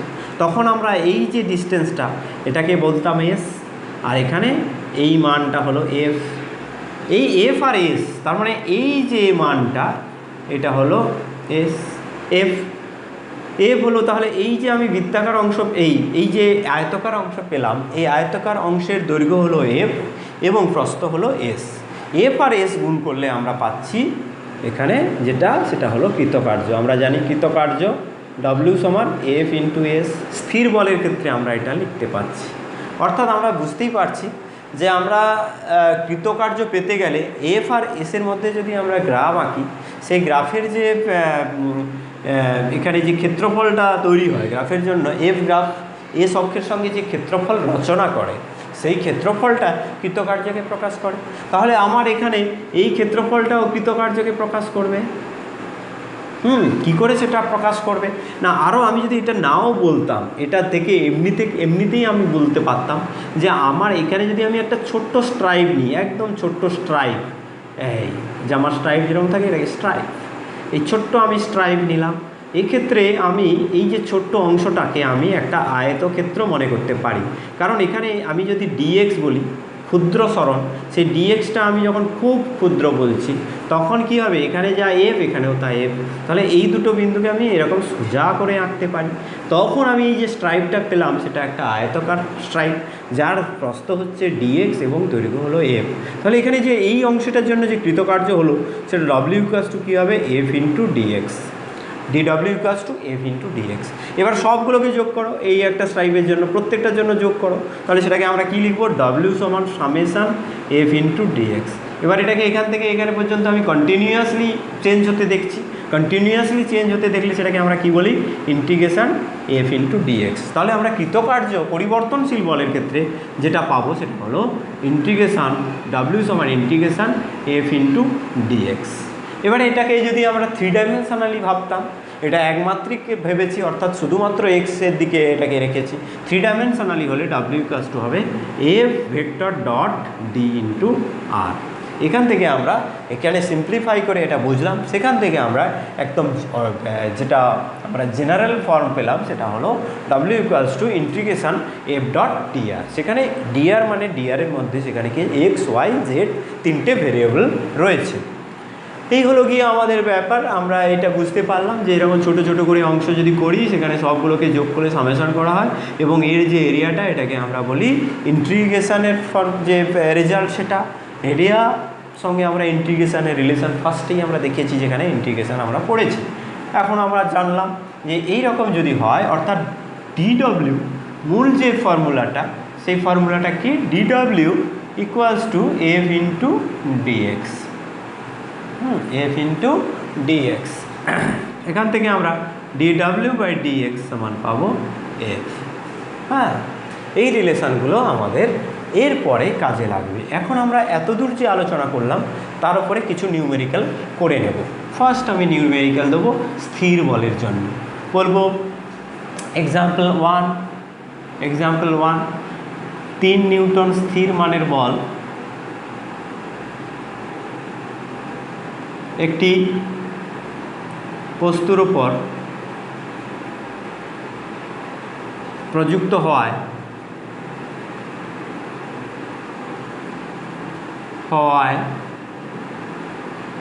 বস্তুটি বলের সঙ্গে 60 ডিগ্রি কোণে 4 মিটার হওয়ায় বস্তুটির বলের সঙ্গে 60 ডিগ্রি কোণে 4 মিটার সরণ ঘটল। কৃতকার্য কত? তাড়াতাড়ি করতে হবে আমাদের, নাহলে ভিডিও লেন্দি হয়ে যাবে। ফার্স্ট তুমি বুঝতে পারছো, দেওয়া আছে F equals to 3 newton, S equals to 4 metre আর থিটা ইকুয়ালস টু 60 ডিগ্রি। তাহলে কৃতকার্যের সূত্র অনুযায়ী এফ এস কস থিটা, তাহলে কী হবে, এখানে 3 ইন্টু 4 ইন্টু কস 60 ডিগ্রি হবে, 3 4 12 ইন্টু কস 60 ডিগ্রি হলো হাফ, তাহলে 6 জুল। কৃতকার্য হবে 6 জুল। এইটা তুমি অ্যান্সার লিখে দিতে পারবে। এক্সাম্পল 2তে আমি যাব। এক্সাম্পল 2তে তোমাকে বলা হবে যে একটি বস্তুর উপর F equals to 2i cap plus 5j cap minus k cap newton বল প্রযুক্ত হলো এবং এর ফলে বস্তুটির যে সরণ হলো তার মান r equals to 2i cap plus 3j cap plus k cap metre. তাহলে এইখানে এক্ষেত্রে মোট কৃতকার্য কত বা কৃতকার্য কত, মোট না দিলেও চলবে, কৃতকার্য কত। তুমি কি করবে না, তুমি কৃতকার্যের সংজ্ঞা জেনেছো এফ ডট আর, কৃতকার্য সমান তোমার হবে কত, কৃতকার্য ডব্লিউ সমান হবে ডব্লিউ সমান এফ ডট আর এস, এখানে আর হবে, তাহলে এখানে আমি আর ডাইরেক্ট লিখে দেবো। এবারে এটা নিউটন এককে, এটা মিটার এককে আছে, মানে বুঝতেই পারছো এটা জুল এককে আনসার আসবে। এবার আমি কি লিখবো, 2i cap plus 5j cap minus k cap dot 2i cap plus 3j cap. এই ডটটা কিন্তু অনেকে অমিট করে যায়, তোমাদের অনেকেরই সমস্যা থাকতে পারে, তোমরা এখানে কিন্তু কেয়ারফুল থাকবে। এখানে এইটার সঙ্গে ডট প্রোডাক্ট করলে কি হবে, 2 ইন্টু 2, 2 ইন্টু 2, আর এটা কত হবে 5 ইন্টু 3, এটা কত হবে মাইনাস 1 ইন্টু 1, তাহলে হবে 4 প্লাস 15 মাইনাস 1, 15 4 19 থেকে 8, 1 বাদ দিলে 18 হবে এর অ্যান্সার, অর্থাৎ 18 জুল কৃতকার্য হলো। এইভাবে তুমি ধীরে ধীরে অঙ্কগুলো করে নিতে পারবে। এবারে একটি বস্তুর উপর এফ সমান 2x minus 3x square Newton বল প্রযুক্ত হলো। এর ফলে বস্তুর যে সরণ হলো তার মান এর ফলে বস্তুটি, এটাকে এবারে মুছে দিতে হবে, বস্তুটি x ইকুয়ালস টু 0 বিন্দু থেকে x ইকুয়ালস টু 2 মিটার বিন্দুতে সরল। তাহলে এক্ষেত্রে মোট কৃতকার্য কত? দেখো এখানে প্রবলেমটা কি দিয়েছে না, এখানে যে প্রবলেমটা দিয়েছে সেটা হলো গিয়ে একটা পরিবর্তনশীল বল। এতক্ষণ পর্যন্ত যে বলগুলো ছিল কোনো পরিবর্তনশীল ছিল না, এর একটা নির্দিষ্ট মান আছে, এর দিকটা বোঝানোর জন্য এটাকে কম্পোনেন্টে ভেঙে দিয়েছিল। কিন্তু এখানে যে বলটা দেওয়া হয়েছে এই বলটা একটা পরিবর্তনশীল বল, যেটা এক্সের একটা অপেক্ষক। তাহলে এখানে কৃতকার্য কি হবে, কৃতকার্য সমান আমি লিখতে পারবো integration F into DX. Integration করলে কি হবে না 2x minus 3x square into DX. এবার এটাকে ইন্টিগ্রেশন করলে 2x ইন্টু ডিএক্স, আর এখানে আমরা কি পাবো minus 3x square into DX. আগে ইন্টিগ্রেশন করে নেব, তারপরে আমরা ইন্টিগ্রেশনের যে লিমিটগুলো সেখানে আমরা ধীরে ধীরে বসাবো। আগে ইন্টিগ্রেশনটা করে নেওয়া যাক। তোমরা বলো যে 2x dx এর ইন্টিগ্রেশন কী হয়, নিশ্চয়ই তোমরা পারবে যে x এর ইন্টিগ্রেশন হয় x স্কোয়ার বাই 2, তাহলে 2x এর ইন্টিগ্রেশন হবে একটা 2 গুণ হবে অর্থাৎ x স্কোয়ার। এবার 3x স্কোয়ারের ইন্টিগ্রেশন কী হবে, x স্কোয়ারের ইন্টিগ্রেশন কী হয় x কিউব বাই 3, তাহলে 3x স্কোয়ারের ইন্টিগ্রেশন হবে x কিউব। তাহলে এটার জন্য আমরা পাবো x স্কোয়ার আর এটার জন্য পাবো x কিউব। এবার আমরা আপার লিমিট আর লোয়ার লিমিট বসানোর চেষ্টা করব। প্রথমে নিচে আছে কত 0 থেকে x এর ভ্যালু 2 হয়, তাহলে 0 2 বসাবো 0 2, হ্যাঁ 0 2 0 2, লাস্টে আমরা এরকম করে থার্ড ব্র্যাকেট দেবো। যখনই ইন্টিগ্রেশনের চিহ্ন চলে যাবে তখনই তোমরা থার্ড ব্র্যাকেট এখানে দিয়ে রাখবে 0 আর এখানে 2। এবারে 0-র জন্য এগুলো 0 হবে, লাস্টেরটার জন্য কিছুই হবে না, তাহলে ফার্স্টেরটার জন্যই শুধু থাকবে। এটা হলো কি একটু মাইনাস হয়ে গেল, আর মাইনাস থাকলেও কোনো অসুবিধা নেই, নেগেটিভ কৃতকার্য তো হয়ই তোমরা জানো, কোনো চাপ নেই আর কিছু নেই। হ্যাঁ, আর নইলে তোমার যদি আরও ভালো ফর্মে রেজাল্ট চেক করতে চাও তাহলে এরকম করে দাও। এখানে তাহলে কী হবে 2 বসালে হবে 4 + 8 সমান হবে 12 জুল হবে অ্যান্সার। এরকম করে যে সমস্ত প্রবলেম আসবে তোমরা অবশ্যই পারবে, এটা নিয়ে তোমাদের চাপ নেওয়ার কিচ্ছুটি নেই। নেক্সট যেটা বলেছিলাম যে একটা বস্তুর উপর এইরকম একটা বল, এবারে আমি এবারে আমি নেক্সট যে এক্সাম্পল সেই এক্সাম্পলটা দেবো। এইটা হচ্ছে সবচেয়ে জেনারেল এক্সাম্পল। এখানে ফোর্সটাও ভেরিয়েবল এবং তার দিকও নির্দিষ্ট নয়। এখানে ফোর্সটা ভেরিয়েবল ছিল কিন্তু সেটা এক্স অক্ষের দিকে ছিল সবসময়। আর এবারে আমি যে ফোর্সটা দেবো সেটা ভেরিয়েবল হবে এবং সেটা ত্রিমাত্রিক হবে, অর্থাৎ সব দিকে তার উপাংশ থাকবে। আমি কীরকম দিচ্ছি না, 2x I cap minus 2y J cap, আমি এরকম একটা বল দিলাম। আমি আর তৃতীয় করব না, জেড করব না, আমি বড় করে বাড়ানোর দরকার নেই। তোমরা সবাই এলিজিবল, তোমরা সবাই এফিসিয়েন্ট, তোমরা পারবে। তোমাদের মূল বিষয়টা আমি একটা করে এক্সাম্পল দিয়ে দেওয়াই আমার এখানে দায়িত্ব কর্তব্য, সেই কারণে আমি এটা দিয়ে দিচ্ছি। তাহলে এফের ভ্যালু এরকম করে দেওয়া হলো। এবার বলবে যে কণাটিকে বস্তুটিকে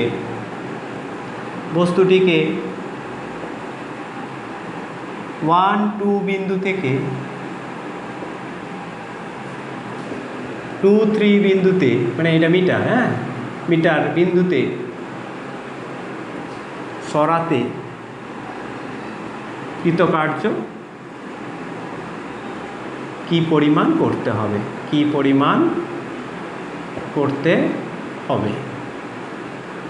খুব ইজিলি তোমরা এটা পারবে। তোমরা কৃতকার্য সমান কি জেনেছো একটু আগে, W সমান F ডট dr। যখন একমাত্রিক হয় তখন F ইন্টু ডিএক্স করে দিই, কিন্তু যখন ত্রিমাত্রিক হয় তখন এইভাবে লিখি। তাহলে এফ মানে কি Fx ইন্টু ডিএক্স। দেখো ভালো করে তোমরা আবারও তোমরা একবার ঝালিয়ে নাও তোমাদের ডট প্রোডাক্টটাকে। এ ডট বি সমান কী লিখো, x bx plus AY BY plus AZ BZ। এখানে কোনো জেড উপাংশ নেই, আমি জিরোই দিয়ে দিচ্ছি, পুরোটাই XY প্লেনের ব্যাপার, এই কারণে আমি এটা রাখছি না। তাহলে এখানে F ইন্টু DR যখন করব তখন কি হবে না, Fx I cap plus Fy J cap dot DR মানে কি DX I cap plus DY J cap. কী করে হলো স্যার না, দেখো আর ইকুয়ালস টু আমরা জানি কি, আর ইকুয়ালস টু হচ্ছে X I cap plus Y J cap. সময়ের সঙ্গে সঙ্গে আই ক্যাপ আর জে ক্যাপের তো কোনো পরিবর্তন ঘটে না। আমি যদি এটাকে DR বাই DT করি তাহলে কী হবে, DX by DT I cap plus DY by DT J cap. এখানে ডিটিগুলো উঠিয়ে দিলে কী হবে, DR equals to DX I cap plus DY J cap. এগুলো তোমরা জানো, অধিকাংশই জানো, কারো সমস্যা হবে বলে আমি এখানে মনে করলাম, তার জন্য এটা লিখলাম। এবার এইটার সঙ্গে এটা ডট প্রোডাক্ট হলে কী হবে, এইটার সঙ্গে এটা থাকবে Fx into DX plus Fy into DY. এখানে আমরা বসাবো Fx into DX plus Fy into DY. এবারে এর ইন্টিগ্রেশন করে দেবো, অর্থাৎ W সমান কী হবে, integration Fx DX plus integration Fy DY. আবারও আমি এখানে পেলাম যে 2x, Fxটা এখানে কত, এখান থেকে আমি কি পাবো, Fx হলো 2x আর Fy হলো মাইনাস 2y। তাহলে এখানে বসিয়ে দেবো 2x into DX minus 2y into DY. এর ইন্টিগ্রেশন করলে কি হয়, এক্স স্কোয়ার হয়। দেখো এক্সের ইন্টিগ্রেশন করলে এক্স স্কোয়ার বাই 2, তার সঙ্গে 2 গুণ হবে, তাহলে এক্স স্কোয়ার হবে। ওয়াই এর ইন্টিগ্রেশন করলে কি হয়, ওয়াই স্কোয়ার বাই 2, তার সঙ্গে 2 গুণ করবে, মাইনাস ওয়াই স্কোয়ার হবে। এবারে তুমি কি করবে, এক্সের ভ্যালুটা কত থেকে কত না, এক্সের ভ্যালু এখানে ছিল 2 হয়েছে, এখানে 1 ছিল 2 হয়েছে, তাহলে এখানে তুমি 1 লিখবে, এখানে 1 লিখবে আর এখানে 2 লিখবে। এখানে ওয়াই এর ভ্যালু কত হয়েছে না, 2 থেকে চেঞ্জ হয়েছে 3-এ। ভালো করে লক্ষ্য করো, কিন্তু এগুলো সহজ, কিন্তু তুমি একটু কনসাস না হলে তোমার অসুবিধা হয়ে যাবে।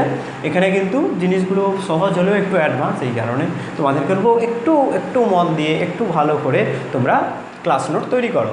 এখানে কী হবে, 1 থেকে 2 আর ওয়াই এর চেঞ্জ হয়েছে কত, 2 থেকে 3, এখানে হবে 2 আর এখানে 3। এবারে 0 2 2 3, 0 থেকে 2 হলে এখানে কি হবে, এর লিমিট বসাবো 0 2 আর এর লিমিট বসাবো 2 3।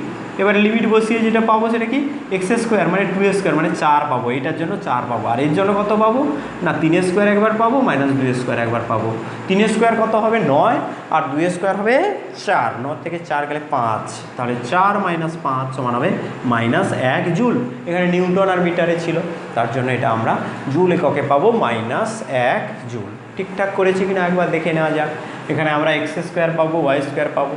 এক্স স্কোয়ারটা হচ্ছে কত থেকে কত, এখানে হচ্ছে এক্সের ভ্যালু, এই যে এগুলো তো কোঅর্ডিনেট, এই বিন্দু এক্সের ভ্যালু 1 থেকে 2-তে গেছে, 1 থেকে এখানে আমরা একটা ভুল করেছি, এখানে 1 থেকে 2, দেখেছো ভাগ্যিস চেক করছিলাম, এখানে 0 নয়, 1 থেকে 2, দেখো 1 থেকে 2, এটা কী করে 0 বসালাম, 1 থেকে 2, তাহলে 1 থেকে 2 হলে কী হবে, এটা হবে 4 স্কোয়ার। আর একটু ভালো করে এটা পরিষ্কার করে লেখা যায়, এই কারণেই ভুল হয়ে গেছে, এটাকে পরিষ্কার করে লিখতে হবে। এখানে হবে কত, একবার হবে এক্স স্কোয়ার মানে 2 square minus 1 square minus Y এর ভ্যালু কত, 2 থেকে 3, তাহলে হবে এখানে 3 স্কোয়ার মাইনাস 2 স্কোয়ার, 3 স্কোয়ার 3 বসাবে একবার, 2 বসাবে একবার মাইনাস, তাহলে এখানে কত হবে 4 মাইনাস 1 3, আর এখানে কত হবে 9 মাইনাস 4 5, তাহলে হবে -2 জুল। এইটাই হবে অ্যান্সার। এইভাবে তোমরা কিন্তু ওয়ার্ক ডান এর যাবতীয় যত রকম টাইপ পড়ে বিভিন্ন পরীক্ষায়, শুধু আমাদের ক্লাস 11-এর জন্য নয়, এই ধরনের যে বিষয়গুলো আছে এগুলো তোমরা কম্পিটিটিভে পাবে, অর্থাৎ তোমরা জয়েন্ট এন্ট্রান্স বা এই নিট অথবা অন্যান্য যে সমস্ত অ্যাডমিশান আছে, টেস্ট আছে, সেই অ্যাডমিশন টেস্টগুলোতে এইরকম টাইপ পেতে পারো। এই কারণে তোমাদেরকে এখন থেকে সুন্দরভাবে তৈরি হয়ে থাকতে হবে এবং এইগুলোর ব্যবহার খুব সহজে যে বুঝতে পারবে, যে এগুলো নিতে পারবে, তার জন্য এই প্রবলেমগুলো খুব সহজ হবে। আর যার একটু অসুবিধা হচ্ছে সে আবার ভিডিও দেখবে, সে ইন্টিগ্রেশন দেখবে, সেই এই বিন্দু থেকে এই বিন্দু বলতে কি সেটা ফিল করার চেষ্টা করবে, এইভাবে সে ধীরে ধীরে এগিয়ে যেতে পারবে।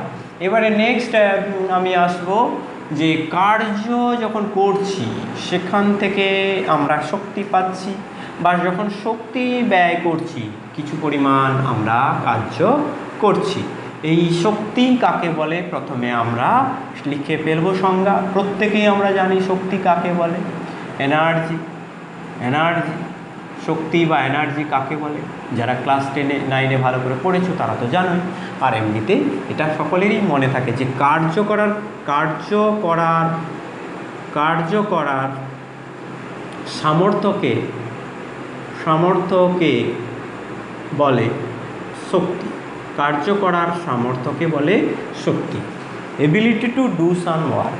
ধরো তোমার পেশিতে খুব শক্তি আছে, তার মানে তুমি ঢিসুম করতে পারো, যে কোনো সময় মেরে মুখ ফাটিয়ে দিতে পারো, মেরে জানলা ফাটিয়ে দিতে পারো, মেরে তুমি অনেক কিছুই করতে পারো। তার মানে কাজ করছো, মেকানিক্যাল ওয়ার্ক।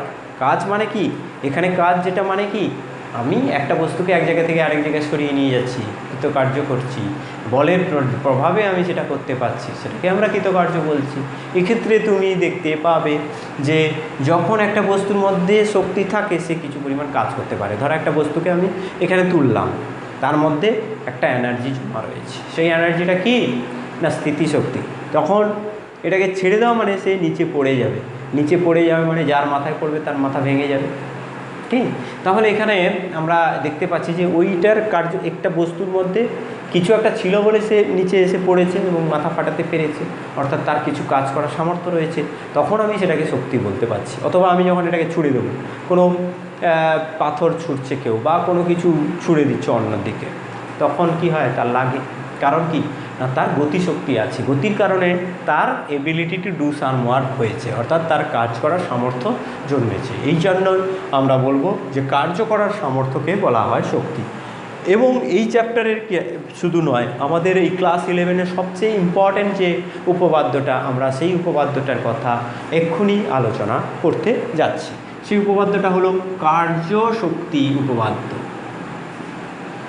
খুব ভালো করে এটা শুনতে হবে, শুধু শুনলে হবে না, একেবারে ক্লাস 12 পর্যন্ত ভালো করে মনে রাখতে হবে। কার্য শক্তি উপপাদ্য, ওয়ার্ক এনার্জি প্রিন্সিপাল, কার্য শক্তি উপপাদ্য। প্রথমে আমি কার্য শক্তি উপপাদ্যটা লিখে ফেলব, তারপরে আমি সেটাকে প্রমাণ করব। হ্যাঁ, সবসময় আমরা আগে প্রমাণ করে তারপরে সেটাকে প্রকাশ করব সেরকম নয়, আমাদের বিভিন্ন উপায়ে বিভিন্নভাবে করতে হবে, তাহলে আমাদের মধ্যে পড়াটা অনেক বেশি স্থায়ী থাকবে। তাহলে কার্য শক্তি উপপাদ্য কি না, কোনো বস্তুর ওপর কৃতকার্য, কোনো বস্তুর ওপর কৃতকার্য বস্তুটির গতিশক্তির পরিবর্তনের সঙ্গে সমান। ভালো করে তুমি দেখো, এটা সবচেয়ে ইম্পর্ট্যান্ট টপিক, ইম্পর্ট্যান্ট প্রিন্সিপাল বলা যায় এই ক্লাস 11-এ।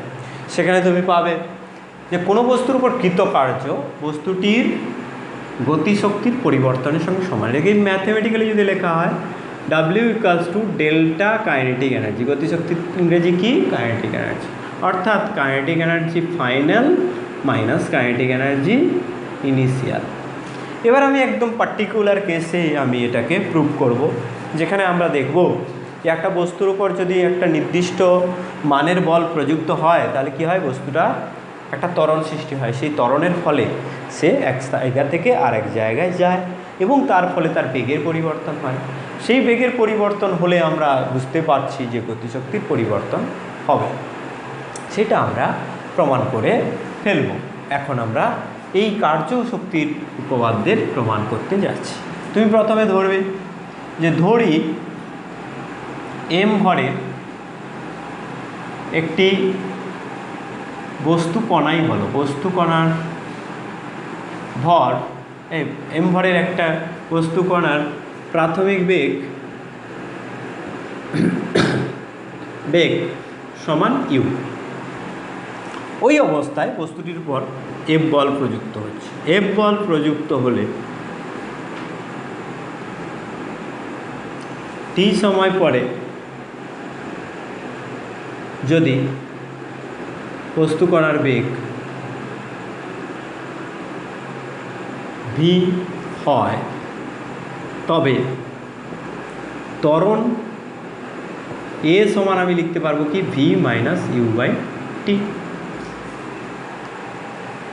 এবারে বস্তুটির ভর m বলেছি, তাহলে নিউটনের দ্বিতীয় গতিসূত্র অনুযায়ী F সমান m × a লিখতে পারবো। সেখান থেকে আমি লিখতে পারবো কি না, আমি সময় দিয়ে কেন দিচ্ছি এখানে, এর মধ্যে সময় না বলে আমি যদি এটাকে বস্তুকণা হয় এবং এর ফলে এর মাঝে সেটি s সরণ পায়, তবে আর একটু সহজ করে আমি প্রুফ করার চেষ্টা করি। প্রথমে যেটা প্রুফ করতে চাইছিলাম যেভাবে, একটু কঠিন হয়ে যাবে, আমি সহজ করে দিলাম। এই ক্ষেত্রে আমরা জানব কি ত্বরণ সমান a হলে আমরা জানি, আমরা কোথা থেকে জানি না, আমরা একমাত্রিক গতির যে সমীকরণ সেখান থেকে জানি v² = u² + 2as বা v² - u² = 2as বা a সমান v² - u²/2s। এবারে আমরা এই যে বলটা দিচ্ছি, এই বলটা হচ্ছে স্থির বল, স্থির মানের বল। এই স্থির মানের বল এর ফলে তার সরণ হয়েছে s। তাহলে আমরা কি লিখতে পারবো না, এখানে আমরা বল F সমান হচ্ছে m × a লিখতে পারবো।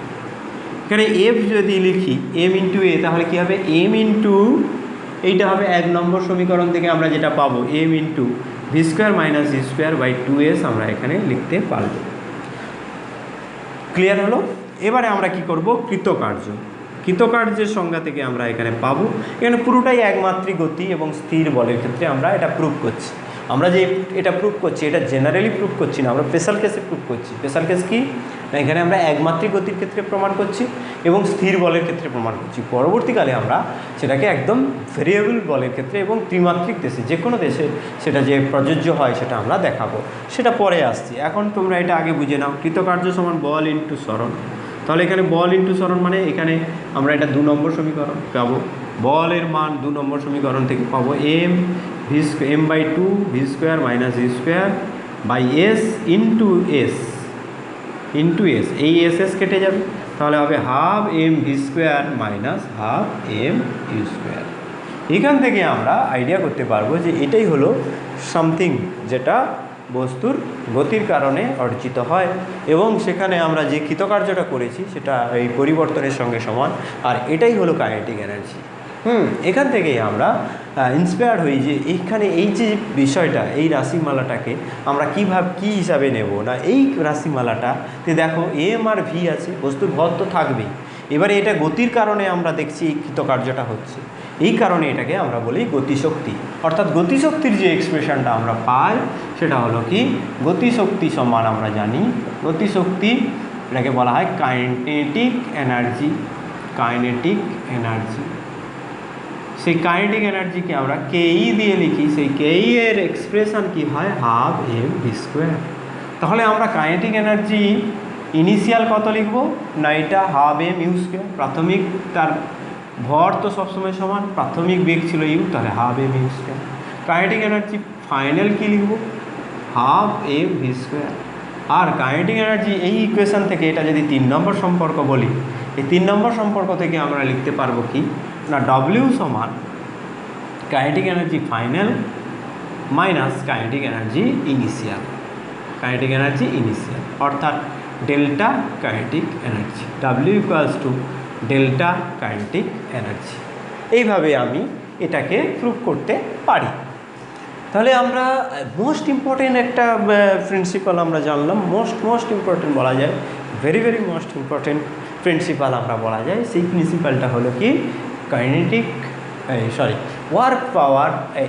Work energy principal. এই প্রিন্সিপালটা ভেরি ইম্পর্টেন্ট ফর আস। আমরা এবারে যদি ভেরিয়েবল ফোর্সের ক্ষেত্রে প্রমাণ করতে চাই তাহলে আমরা কি করব। ধরা যাক একটা বস্তুর ক্ষেত্রে, একটি বস্তুর যে কোনো একটি মুহূর্তে, যে কোনো মুহূর্তকে আমরা কিভাবে বলি, যে কোনো একটি মুহূর্তে মানে টি ইকুয়ালস টু টি মুহূর্তে, যে কোনো একটি মুহূর্তে, যে কোনো মুহূর্তে কাইনেটিক এনার্জি গতিশক্তি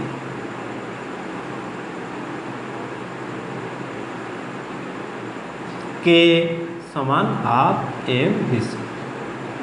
এবার আমি যদি এটাকে ডিফারেন্সিয়েট করতে চাই, এটার ডিফারেন্সিয়েশন কী হবে, ডিকে।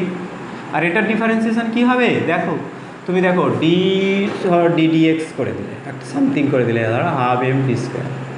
তাহলে তুমি কী লিখবে, এটাকে কী লিখবে না, এম হাফ এম, এটার কোনো পরিবর্তন হয়নি একটা বস্তুর ক্ষেত্রে। এই হাফ ফিক্সড, হাফটা তো একটা সংখ্যা, এটা ফিক্সড, আর এমটাও ফিক্সড, তাহলে হাফ এম বাইরে আসবে, ডিডিএক্স অফ ভি স্কোয়ার। তাহলে এটা কী পাবে, হাফ এম ইন্টু ভি স্কোয়ারের ডিফারেন্সিয়েশন 2b হয়, আর ডিভি বাই ডিএক্স হয়। আর এখানে আমি যদি কিছু না দিই, এইটা ডিফারেন্সিয়েট লিখি, তাহলে এখানে এই ডিএক্সটা চলে যাবে। অর্থাৎ আমি এটাকে ডিফারেন্সিয়েট করেছি, ডিকে হয়েছে, কারোর সাপেক্ষে বলছি না। তাহলে এখানে কী হবে, half M V into 2v, V স্কোয়ারটার কী হবে 2b ইন্টু ডিভি। এরকম কিন্তু তোমরা পেয়েছো অবকলনে। তোমরা যদি এখন না বুঝতে পারো, তাহলে আবার তুমি একবার অবকলনটা দেখে নেবে, তোমার ইজি হয়ে যাবে, তোমাদের এত টেনশন নেওয়ার কিছু নেই। তাহলে হাফ কেটে গেল, তাহলে DK equals to M V DV, M V DV, এইটা আমরা পাচ্ছি, এম ভি ডিভি। এবারে আমরা এই যে ডিকে পেলাম, এটাকে যদি আমরা হিসেব করি তাহলে কি পাবো না, হচ্ছে এখানে কৃতকার্য যেটা আমরা পাই, সেই কৃতকার্যটার হিসেব আমরা যদি করি, তার সঙ্গে এটা মেলাবো। ডব্লিউ সমান আমরা জানি কি, এফ ইন্টু ডিএক্স। আমরা যদি একমাত্রিক গতির কথাই ভাবি তাহলে কী হবে, এফ ইন্টু ডিএক্স। তাহলে আমি এখানে ডব্লিউ কে আমি লিখব কি, কৃতকার্য DX, F equals to M into A মানে DV by DT into X DX. এবার আমি এটাকে লিখতে পারবো কি, M into DV into DX by DT, এইভাবে লিখতে পারবো। এবার এটাকে আমি লিখতে পারবো, এই ডিএক্স বাই ডিটি সমান আমরা জানি সরণের পরিবর্তনের হার, সময়ের সাপেক্ষে সরণের পরিবর্তনের হারকে বলা হয় বেগ। তাহলে এটা জায়গায় ভি লিখবো, আর এটা ডিভি। তাহলে W equals to M V DV, M V DV, আর ডিকে ইকুয়ালস টু এটা। তাহলে এখানে আমি যে কৃতকার্যটা আমি পাচ্ছি, এটাকে ইন্টিগ্রেশন করে লিখি এরকম করে, তাহলে ইন্টিগ্রেশন এম ভি ডিভি। আর এখানে যদি আমি এটাকে ইন্টিগ্রেশন করি, ইন্টিগ্রেশন ডিকে সমান হবে ইন্টিগ্রেশন এম ভি ডিভি। এবার এই ডিকেটা হচ্ছে কি, কাইনেটিক এনার্জি ইনিশিয়াল থেকে kinetic energy final, kinetic energy final. তাহলে এটাকে আমি লিখবো কাইনেটিক এনার্জি ফাইনাল, ভালো করে লেখা যাক, একটু এটা 1 নম্বর, এটা 2 নম্বর সমীকরণ, আর এটা 1 নম্বর সমীকরণ। এবার আমি এটাকে একটু ভালো করে লিখব, এইখানটায় আমরা লিখতে পারব। আমি এখানে দেখাবো কি যে ডিকে এর ইন্টিগ্রেশন করলে কী হবে, kinetic energy initial to kinetic energy final সমান হবে কি kinetic energy final minus kinetic energy initial. তাহলে এইটাকে আমি লিখতে পারবো kinetic energy initial final minus kinetic energy initial সমান ইন্টিগ্রেশন এমভি ডিভি। এই ইন্টিগ্রেশন এমভি ডিভিকে আমি এটাকে ডব্লিউ হিসাবে লিখতে পারবো, সেটাই হলো ওয়ার্ক এনার্জি প্রিন্সিপাল। 2 নম্বর সমীকরণ থেকে আমি এটা বসিয়ে দিতে পারলাম। তাহলে ডব্লিউ ইকুয়ালস টু আবারও আমরা পেলাম W equals two kinetic energy final minus kinetic energy initial, অর্থাৎ ডেল্টা কি কেই। এই হলো যে আমাদের আলোচনার বিষয়। তাহলে আমরা বুঝতে পারছি যে একটা বস্তুর ভরবেগের গতিশক্তির পরিবর্তন হওয়া মানে তার হচ্ছে সেখানে তার কিছু পরিমাণ কৃতকার্য হয়েছে। এবারে সেইগুলোর আমরা এক্সাম্পলে যাব, এই বিষয়টাকে আমরা এক্সাম্পলে ভালো করে বোঝার চেষ্টা করব। সেখানে ফার্স্ট এক্সাম্পল আমরা লিখব এক্সাম্পল 1। একটি বস্তুর প্রাথমিক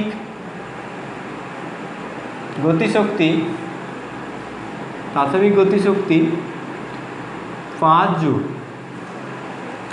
এবারে বস্তুটির উপর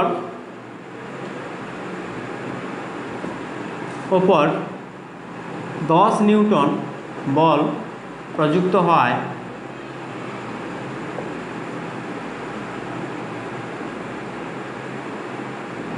বস্তুটির সরণ 2 মিটার হল। বস্তুর অন্তিম গতিশক্তি কত?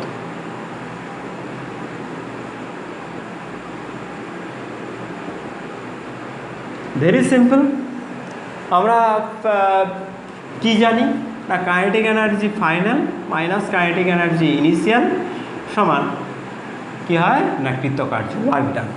এখানে কৃতকার্যটা আমরা বের করব খুব সহজ। ফার্স্টে আমরা ডব্লিউ ইকুয়ালস টু লিখব কি না 10 নিউটন বল গুণিতক সরণ, বল ডট সরণ। এখানে সরণ কোন দিকে হয় কিছু বলেনি, মানে ওই বলের দিকে হয়েছে বলে তোমাদেরকে ধরতে হবে। এখানে তর্ক করলে হবে না, মারামারি করলে হবে না, কারণ তোমাকে এটা বুঝে নিতে হবে। তাহলে এখানে কী হবে 10 গুণিতক 2 সমান হবে 20 জুল। এটা হলো 20 জুল। এবার তুমি এই ইকুয়েশনে কাইনেটিক এনার্জি ইনিশিয়াল দেওয়া ছিল কত না 5 জুল, সেটা এখানে বসিয়ে দেবে 1 নম্বর সমীকরণে। এখানে কাইনেটিক এনার্জি ফাইনাল সমান হবে কত না W plus kinetic energy initial. W এর ভ্যালু তুমি পাচ্ছ 20 আর কাইনেটিক এনার্জি ইনিশিয়াল পাচ্ছ 5, তাহলে 25 জুল। এইভাবে তুমি এটাকে সলভ করতে পারবে। এবার আমি বেশ অন্যরকম একটা দেব, যেটা যেহেতু আমরা একটু আগে বলেছিলাম যে ইলেকট্রন ভোল্ট, এই কনসেপ্ট থেকে আমরা দেব যে একটি ইলেকট্রনকে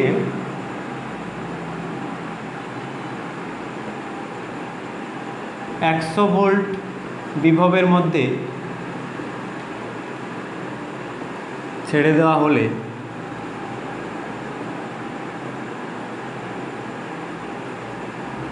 তার সর্বোচ্চ বেগ কত হবে? প্রথমে একটা প্রবলেমকে দেখে তোমার একটু চাপ না হবে যে এটা আবার কী করে করবো রে বাবা। কিছুই ব্যাপার নয়। দেখো আমি এখানে 100 ভোল্ট যদি দিই, তাহলে ইলেকট্রন যখন এদিক থেকে এদিকে আসবে তাহলে কৃতকার্য কত হবে? সেখানে আমরা কৃতকার্যের এককে দেখেছি যে 100 ইলেকট্রন ভোল্ট হবে এর কৃতকার্য। তাহলে হবে W equals two 100 electron volt. এবার 100 ইলেকট্রন ভোল্ট মানে কত জুল সেটা আমরা পেয়ে যাব। ডব্লিউ ইকুয়ালস টু তাহলে কী হবে 100 ইলেকট্রন ভোল্ট সমান হবে 100 মানে 10⁻² ইন্টু 1.6 এখানে লিখবো, বেশি লেখার দরকার নেই, 1.602 করে লাভ নেই, আমরা এখানে দেওয়াই থাকবে, ধরা যাক 10⁻−19। এইটা আমরা পাবো জুল। 1 ইলেকট্রন ভোল্ট সমান কত জুল আমরা একটু আগে দেখেছি, 1 ইলেকট্রন ভোল্ট সমান 1.602, সেটা আমরা 02টাকে নেগলেক্ট করছি, -19 জুল, সেটা আমরা লিখলাম। এবারে কাইনেটিক এনার্জি ফার্স্টে সর্বোচ্চ বেগ কত হবে বলছে, তাহলে পায়ের ইনিশিয়ালি সে স্থির অবস্থা থেকে ছেড়ে দেবে, ইলেকট্রনকে ছেড়ে দেওয়া হলে তার মানে তার kinetic energy initial equals to 0, আর কাইনেটিক এনার্জি ফাইনাল সমান আমাকে বের করতে হবে। আর kinetic energy final minus kinetic energy initial সমান হবে এই কৃতকার্য, ওয়ার্ক এনার্জি প্রিন্সিপাল থেকে আমরা এটা পাবো। তাহলে এই কাইনেটিক এনার্জি ফাইনালটাই হবে তার 12 mv max square. Half M V max square.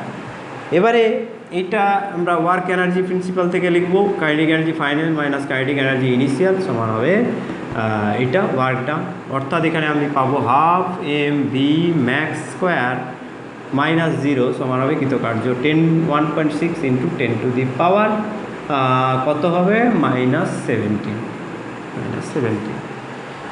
এটা হলো এই half M V max square. এবারে এটাকে আমরা ক্যালকুলেট করব, এখানে ক্যালকুলেটারের প্রয়োজনীয়তা লক্ষ্য করা যাবে। এম এর ভ্যালু আমরা জানি, ইলেকট্রনের ভর হচ্ছে 9.11 ইন্টু 10⁻31 কেজি।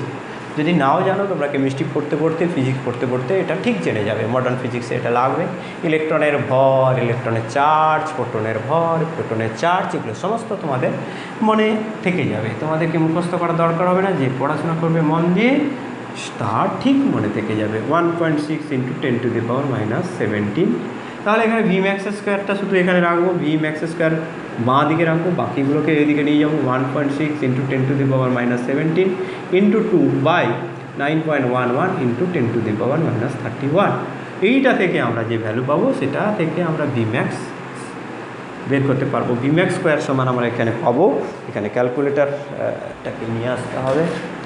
ক্যালকুলেটর থেকে আমরা যেটা বের করতে পারবো 1.6 ইন্টু 2 ইন্টু 10⁻17, এইটা হলো গিয়ে একটা কিছু ভ্যালু। এবারে তাকে আমরা কি করব, ভাগ করব, ভাজিত 9.11 ইন্টু 10⁻31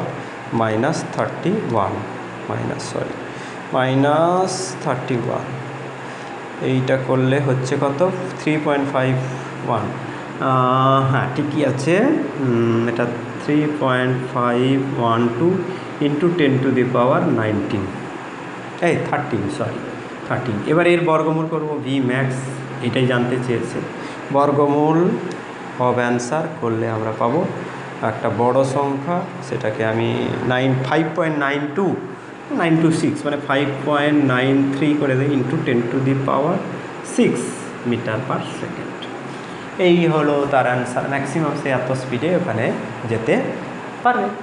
ঠিক আছে, এইভাবে তুমি এখানে এইভাবে প্রবলেমগুলো করতে পারবে। দেখো বিভিন্ন জায়গায় এই ওয়ার্ক এনার্জি প্রিন্সিপালটাকে লাগাতে হবে বলেই আমি এই উদাহরণটা দিলাম, কারণ তোমাদের ক্লাস 12-এ এই উদাহরণটা দেখবে বহু প্রয়োগ করতে হবে, বা এই ওয়ার্ক এনার্জি প্রিন্সিপালটা অনেক জায়গায় প্রয়োগ করতে হবে। শুধু 12-এ কেন, তুমি যদি বেসিক সায়েন্স নিয়ে থাকতে চাও, তোমার ক্যারিয়ার যদি আগে বাড়াতে চাও, অবশ্যই এই কার্যশক্তি উপপাদ্যটা তোমাকে অনেক ভালো করে মনে রাখতে হবে। যাকে এর বেশি আর কিছু বলার নেই। আমি আরও এক্সাম্পল দিতে পারতাম, কিন্তু ভিডিও বড় হয়ে যাবে। তোমাদের কাছে পিডিএফ থাকবে, এর সঙ্গে আমি পিডিএফ দিয়ে দেবো।